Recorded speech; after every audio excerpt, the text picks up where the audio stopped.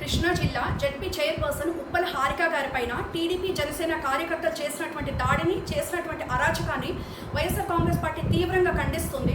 ఆమె ఒక ప్రజాప్రతినిధి, ఆమె ముఖ్యంగా ఒక బీసీ మహిళ.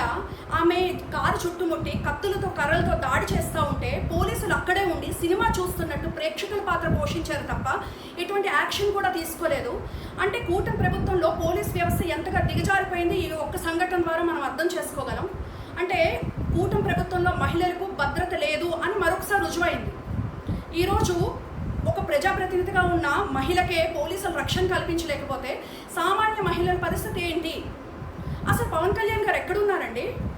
మహిళలపైన దాడులు జరిగితే తాట తీస్తా, అది చేస్తా, ఇది చేస్తా అని చెప్పి ఊగిపోతూ ప్రసంగాలు ఇచ్చారు కదా. మరి ఈరోజు మహిళలపైన ఇన్ని అరాచకాలు, దాడులు జరుగుతూ ఉంటే మీరు ఎక్కడున్నారు? అసలు మీరు ఈ రాష్ట్రంలో ఉన్నారా? అసలు మీరు కూటమిలో ఉన్నారా అని మేము ప్రశ్నిస్తూ ఉన్నాం. ఏంటంటే కేవలం వైఎస్ఆర్ కాంగ్రెస్ పార్టీలో క్రియాశీలకంగా వ్యవహరిస్తున్న ప్రతి ఒక్కరిపైన కూడా టార్గెట్ చేసి మరీ దాడి చేస్తూ ఉన్నారు. ప్రజలు ప్రతిదీ గమనిస్తూ ఉన్నారు. రానున్నటువంటి రోజుల్లో ఖచ్చితంగా కూటమికి గట్టిగా బుద్ధి చెప్తారు. ఖచ్చితంగా ఘోరమైనటువంటి ఓటమిని చవి చూస్తారని కూడా ఈ సందర్భంగా మేము తెలియజేస్తాము.